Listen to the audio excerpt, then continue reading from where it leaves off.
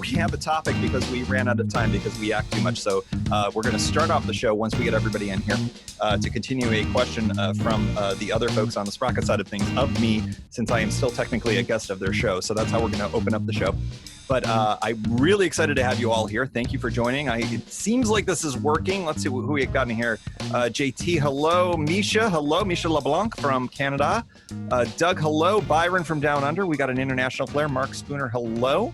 Thanks for joining. We should hopefully have the other folks in here relatively soon. General ground rules, of course, here is we go for 40 minutes until Zoom comically kicks us off, which it does every single time. The other folks from the Sprocket Podcast should be joining us soon. Curious, we'll open it up with what am I drinking? Tonight's a whiskey kind of night, folks. That's all I have to say. I'll leave it at that. It's been a weekend, and it's already been a day and a week. So here we are with all of that. As I mentioned, folks from the Sprocket, they did the episode, I believe, that'll be coming out maybe this coming week. So if you want to hear more of our yammering about all things bicycle touring and coronavirus related, we talked all about that. So tonight's topic is school night. And I think that once we get everybody else in the room, I just want to see. Oh, I see Guthrie. Hello, sir. Larry, hello. Welcome. Hello. Let's see here. I think we're going to be waiting on Aaron to get in here eventually. But Guthrie, how are you doing tonight? I am doing swell. It's been nice seconds. To see everyone. Hey, I love okay, I'm going to mess up the Star Trek version, but who has the Star Trek background there? Byron from Down Under, it looks like. Hey, Byron. Nice. I love it. We're all doing the Star theme tonight. I don't know if people are doing that because I'm putting Tatooine up in my background, but I don't know. I do have the Millennium Falcon as an option, but it's on my other computer, sadly. So then we could have our deck battles there, Byron. But let's see here. So Guthrie, you were, I guess it was Aaron who wanted to ask me the opening question, but since the theme of tonight is school night, I'm curious. I figured I would leave this open to interpretation. What is your sort of interpretation of the idea is, what are we doing these days on school nights? Whether it's a work night or a school night, or maybe you have that still, maybe you don't, but what's your interpretation? What are you doing on a school night these days? Doing on a school night? Yeah, that's a good question. I guess I'll answer in kind of two parts. One that I am doing personally, and one maybe that's just kind of a fill-in from an educator who's a part of my life and what she's doing. My cousin is a elementary school teacher down in Berkeley, California. And so one of the big things that she's usually doing on school nights is connecting with students. There's been a huge transition to the digital medium for school resources and education. And one of the big struggles that they've been having is connecting with students and just kind of crossing that digital barrier. So many of her nights are occupied with helping students troubleshoot, helping them get online, finding out what is that thing that is blocking them from being able to participate in this digital conversation. So I guess first off, I just want to give a huge shout out to all of our educators out there who are making it work during these times. That is an exceptionally crucial role within society, and especially during these times. I cannot express enough my appreciation for those that are helping make it work. On the second part of things, more of a school night for me is just continuing my self-education journey. I don't know how many folks here know, but I recently transitioned into a programming/web development position away from working in a bike shop about a year ago. So a lot of what I do is involved in that. But I'm also, the word I've come to go with is autodidactic. And basically, I am self-taught as much as I can be, and I have a lot of different interests, so I tend to ping around. But a lot of my schooling has been recently reading the book Horizon by Barry Lopez, who talks a lot about his experiences from an ecology and from an anthropology, archaeology, and more of just a humanist sense of trying to mesh past with present and those who've come before us. But I've also been schooling myself on some gardening. I sent a bunch of letters out last week to some friends, and one of my friends in Salem has a really great garden going. So he actually sent me about a pound of seeds, and I have been diving into permaculture, which is something that I had a lot of fascination with and was a large part of the curriculum back when I was in college. But we got permission from our landlords, and I'm very excited to start applying some of the permaculture principles to creating a garden in the backyard. Not a victory garden per se, but maybe a COVID garden at the least. I love it. I was expecting an answer of, I'm drinking a lot more. Well, I do also have some vodka with me, but that is where it is. That's just, I mean, do have to say that's a really fantastic and sophisticated answer to a question that, honestly, I mean, I think that so many of us are finding. Oh, hello, Aaron. Hello. Good to see you, sir. Hello. I was about to do more of my soft shoe, waiting for you to come in. We were doing the basic question of, what are you doing differently on a school night? And my answer is basically, I'm finding I'm staying up later, even though I have to wake up and I still have an office job that I'm coming to at 9 a.m, but I'm sleeping less because I'm doing these. Sometimes I'm doing these crazy things, but sometimes I'm just staying up stupid late. I am definitely eating way worse than I should, and I'm drinking way more than I have. Like I'm normally not much of a huge drinker, but my cocktail kind of situation has been my cocktail game has been at weekend levels during the weekday for a very long time. So I'm curious, what are you doing, Aaron? I mean, tell me what do you work in a school system? So what's your interpretation of what are you doing differently on school nights? I work within a school system. Yes. What am I doing differently? I'm eating later is the biggest difference. I can't say I'm staying up significantly later. I'm definitely sleeping in. But for me, sleeping in is getting up at 6 a.m. instead of 4 a.m. I guess I stay up a little bit later, but that's not very significant. What is very significant for me is that I wait forever, sometimes even like an hour before I have to go to sleep or before I'm tired enough to go to sleep to make my dinner or make dinner with my partner. And I think it's just because there's this lack of pressure. Yeah. To get anything done. Normally, I would have my dinner pretty much done and made by like 7 p.m. And I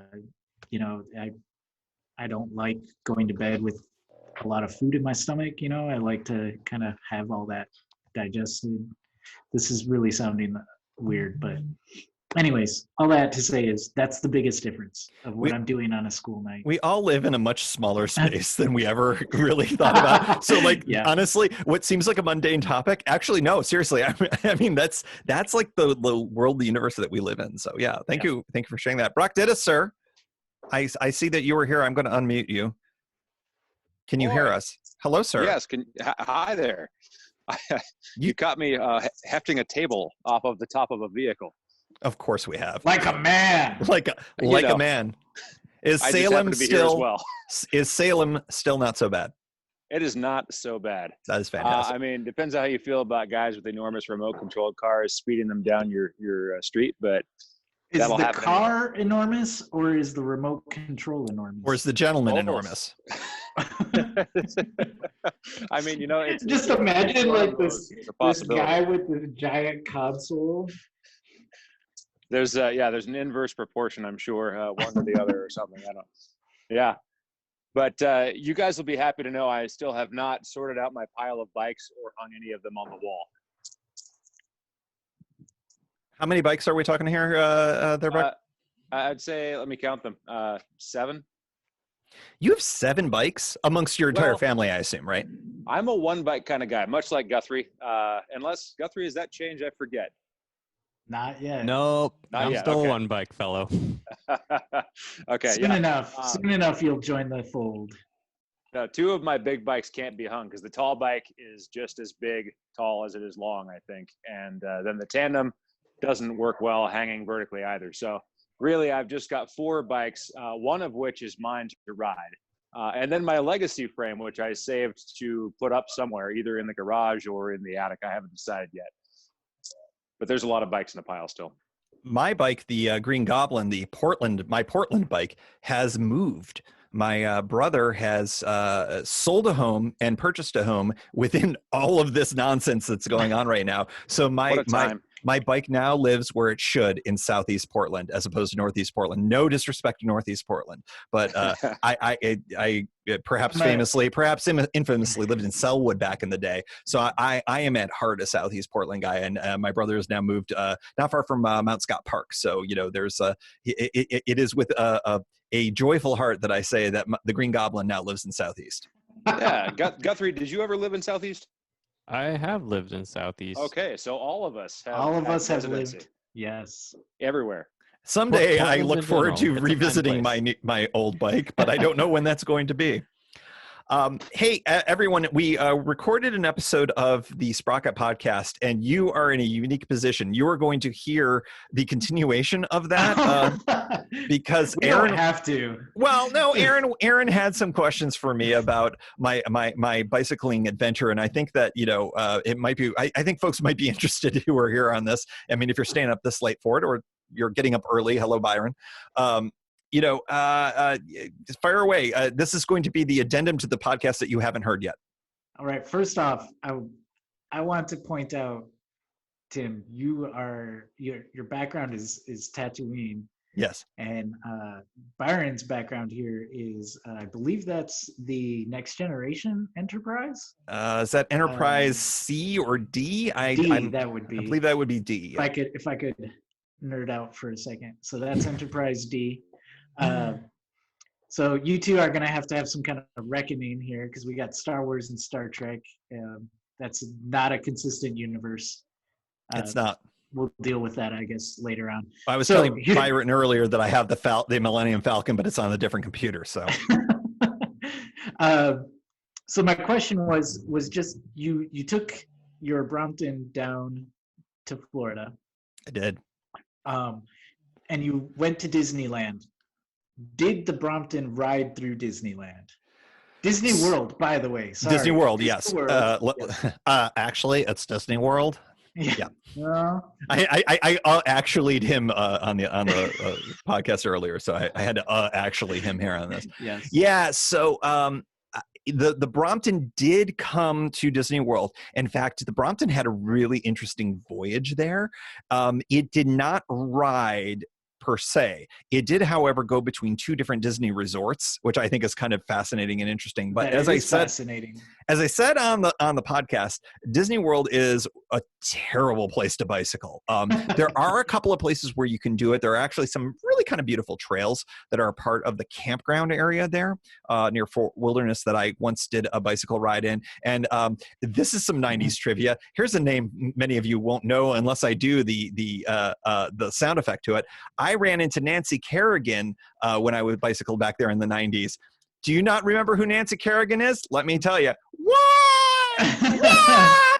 Okay, Portland people get this. I think most people will remember Nancy Kerrigan from playing opposite of Margot Robbie, was it? Yep, she played. Yes. Yeah, it was fascinating. It was right after all of that. She was hired by Disney, and this was a huge scandal. This was probably the day before everything went down, and totally pretty. Like she was America's sweetheart. She had been attacked, and the whole ice skating thing. This is all Nancy Kerrigan. Yeah, Nancy Kerrigan was. Yeah. And apparently the next day on the Disney parade, she was filmed being not so charitable to what was going on, and that sort of just ended her, America's sweetheart kind of. This is so awful. This is so embarrassing. Yeah. I mean, it probably was, let's be honest. But in any event, so I've bicycled those trails. But the Brompton did not, in fact, do much riding. But I brought it down, as I talked about on the podcast, the idea was I wanted to do something that was fun and unbike related. Because normally when I do a bike tour,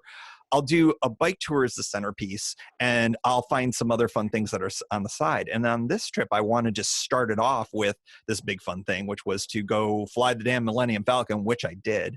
And I'm super grateful that I did it in February, which now seems like 1,000 years ago, but was only a few weeks literally before Gestures Broadly, all of this happened. But yeah, the Brompton was critical for all of this because Disney is not a very bike-friendly place, because I had to fly there, all of the logistics of getting a bike to a place where I wanted to start a bike tour, the Brompton was perfect for it. I flew Southwest. You remember Southwest Airlines? I believe they're still in business. I can get, because they all fly the same type of jet, I could get Did you get it on the plane? Always. Southwest is great for that. And you had to achieve that level, by the way. Absolutely. So, I got the bike down there, and I had to, because I kept expanding the trip, because I was like, oh, I'm just going to go down for a day. No.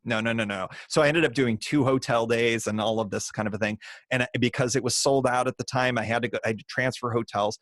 Disney actually took, and I trusted Disney on this. I trusted that mouse to take my bike while I was flying the Falcon at the Star Wars themed land, to take my bike and bring it to the second hotel place that was also a Disney area as well, and or Disney resort, and it worked out great, and it worked out perfectly. There were some hiccups in there. It's like there were some delays, but it all ended up working out. And of course, I had the bike. It was in my hotel room when I got back, and the next day I packed it all up and I took a Lyft. I got a Lyft driver to take me to not very far away, but to the most reasonable place where I could start the trip that was based on last year's ride. And it all ended up working out really well. So, I don't think that I would bring a bike to Disney World to bike at Disney World, but it was a great place to have as a centerpiece for a bike tour. So I thought that was all pretty good.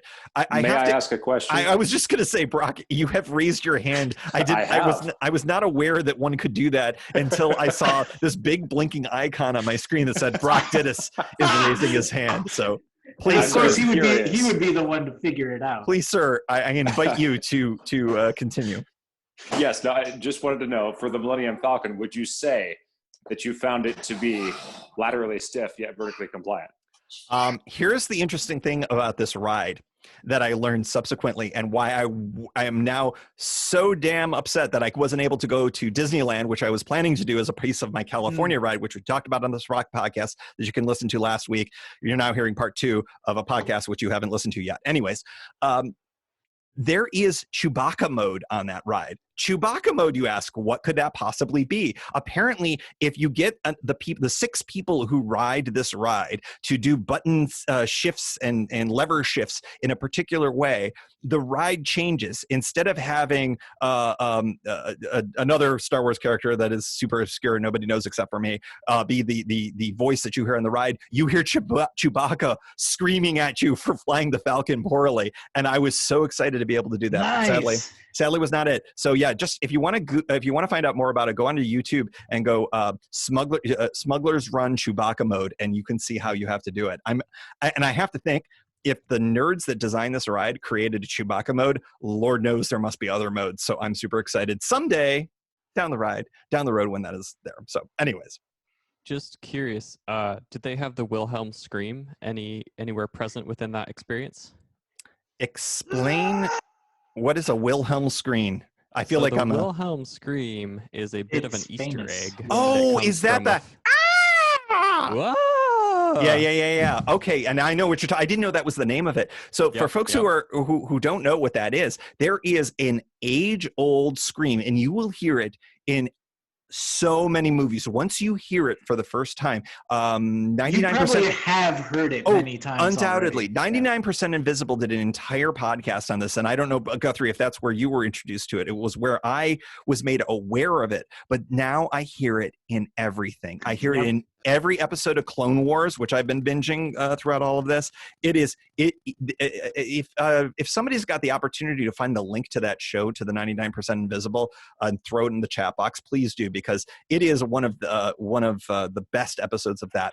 But you will never not hear that again. It goes back to some really old black and white movies, like Bogart era kind of movies. It goes way back. Lineage. It's crazy. I'm so glad you brought that up. I just did a quick YouTube search, and the first in this compilation dates back to 1953. I'm surprised it's not further back than that. It might be even further back. Let's see if we can get the screen. There it is. There it goes. Ah! And you know what? Now that you've heard it, you will never not hear it. So. Yeah, I just love that effect. It's one of my favorite things watching movies when they put that in there. Yeah, it's the reward for paying attention. Absolutely. Folks, I feel like that we have exhausted my Star Wars stuff and my school night stuff, so I feel like we need to kick it all out to you. The theme of tonight is school night. What are you doing during the week that maybe before Gestures Broadly all of this happened? I'm curious. Does anybody want to kind of throw their 2 cents in? Byron, come on. I'm going to unmute you. A, because I'm a sucker for an Aussie accent. B, you always bring the good stuff. What do you got? G'day, mate. I love it. How's it going?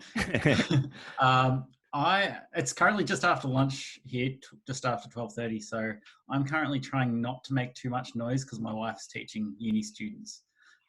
Good for her, man. But in the evenings, we're getting into autumn now, so I've set up a trainer in the garage so that I can ride when it's getting a bit too wet and getting dark, that sort of thing.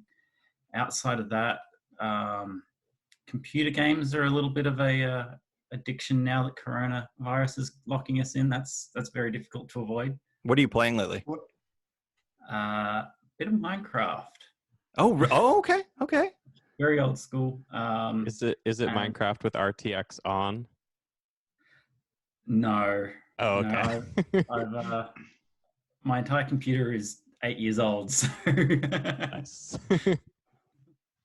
No, just having lots of fun with that. Watching lots of stuff with my wife, and trying to socialize with some friends through the internet.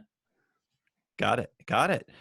Winter in Australia, there's no snow to speak of down there. What was your winter situation like down there? It gets down to probably just above freezing most nights. Gets to about sort of 5 degrees, so probably 10 Fahrenheit. Most what's that? 42 in the 40s most nights. Here's your trick: double it and add 32. Yeah. Which is so weird. Fahrenheit is so weird. There's only two snowfields in Australia that are generally used as snowfields and fully set up. It gets cold enough that you need winter gear for cycling if you want to do a bike tour, and the rest of the year you just don't need that gear, so no one has it. So it's actually harder than I was expecting, unless you go really far north, and then it's balmy 28, 30 degree, which is 80s, 90s Fahrenheit. So really nice. It's just got to the end. I keep getting reminders 2 years ago. I was doing a bike tour this week, listening to both of your podcasts. Oh, I'm sorry. I was about to say we're honored, but yes. We're honored and we're sorry, I dedicated one day to actually finding where you said don't ever use that. Oh, have we ever told the story of that? You found the episode that it originated. Yeah, it's in one of the episodes of the Sprocket. I've got it saved somewhere. I think it was the second or third appearance. That sounds about right. That's way back, yeah. The funniest thing about that was that it was at an event that was a fundraiser. It was at The XOXO event, yeah. And so for many years, for a few years at least, you all back. Oh, it really is. That was the beginning of the trailer where that was the studio for a while, and it was inside a space.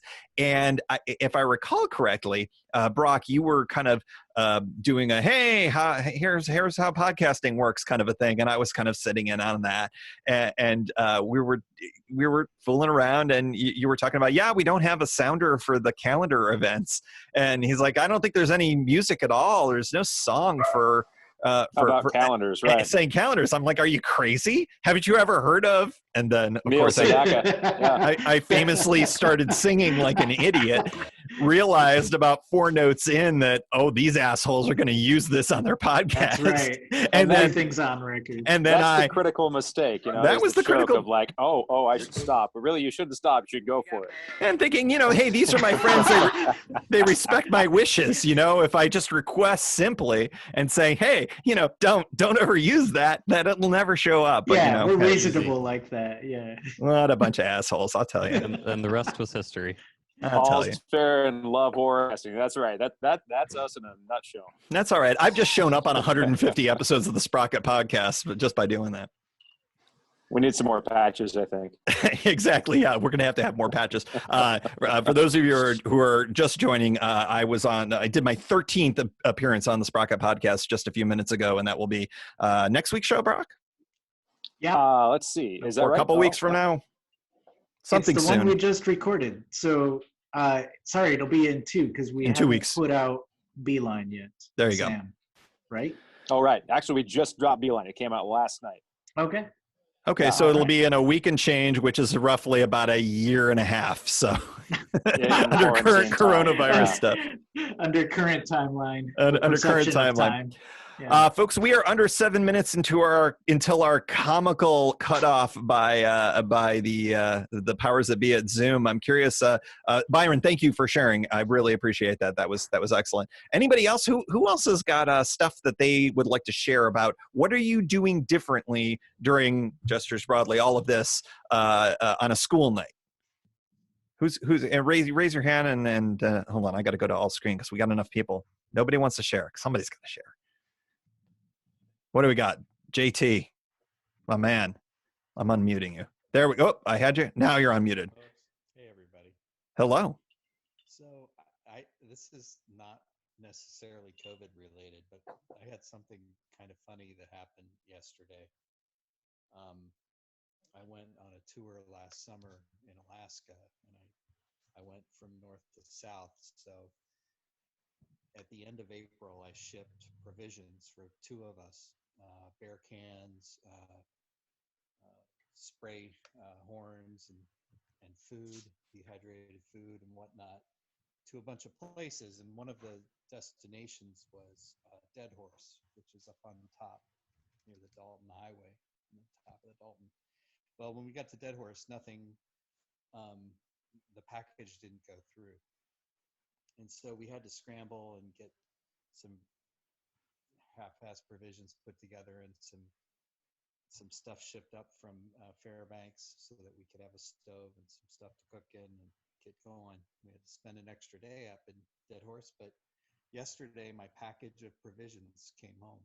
Nice. So the U.S. Postal Service, almost a year to the day, sent me back all of my dehydrated. Wow. Fig Newtons. Someone in the dead letter office was really on their game, or really serious about their job at that I thought place. somebody nicked it.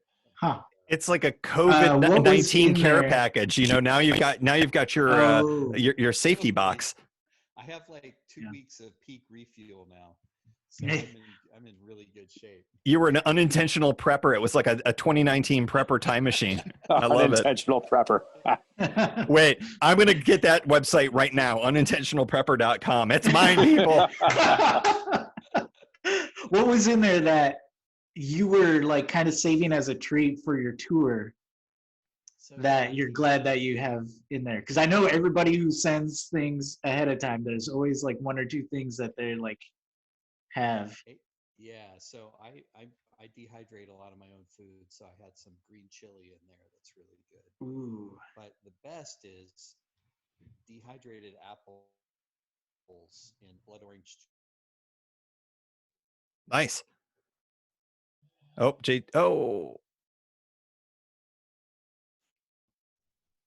sweet, and then you dehydrate them, and that's like awesome energy food.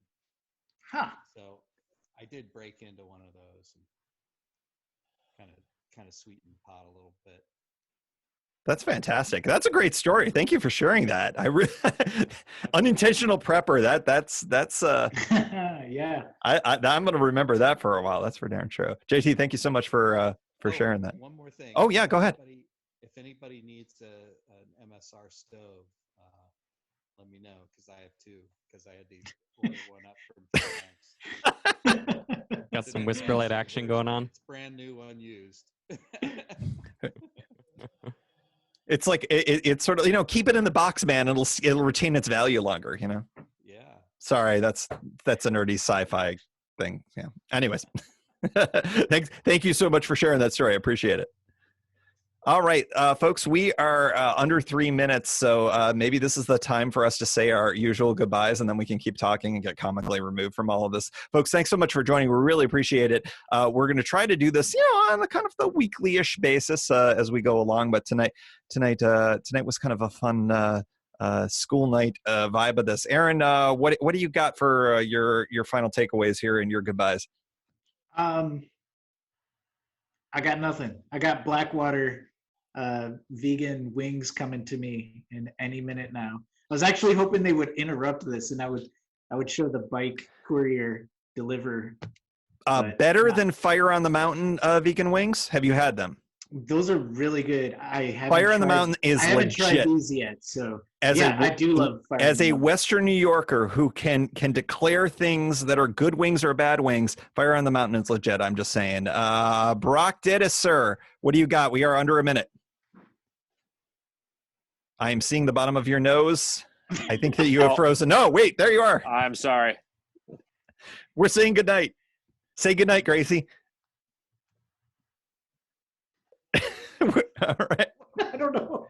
Best ending of a show ever. Wait, Guthrie, save us. I've got a couple of postcards, and if you want me to send you stickers that look like this, email the sprocketpodcast@gmail.com, and I will do my best to get them your way. And if you email similar requests to pedalshift@pedalshift.net, you will get nothing. Absolutely nothing. So do yourself a favor and email Guthrie. I am going to pester you so much for sticker requests now. For All me? right. Yeah. That would require me to actually get more stickers printed. So I kept thinking I would redesign the logo, but I don't know. I can't be bothered with all of that. Folks, thanks so much for joining. This is now where we're going to do more riffing until our comic kickoff, which is usually done any second now. So I gotta what's the apologize. deal That was my with neighbor. airplane Thank you food? for doing this. absolutely. Thank you for joining, Misha. We appreciate it. For Yeah, joining. thanks for coming. Yeah, and from near and from far, from the deck of the Enterprise to Tatooine to wherever, Mordor. Good Lord. I think a lot of people need to pitch themselves as guests for our podcast sometime. I'm hearing cool stories that we need to hear more of. Mm-hmm. Can you guys see that?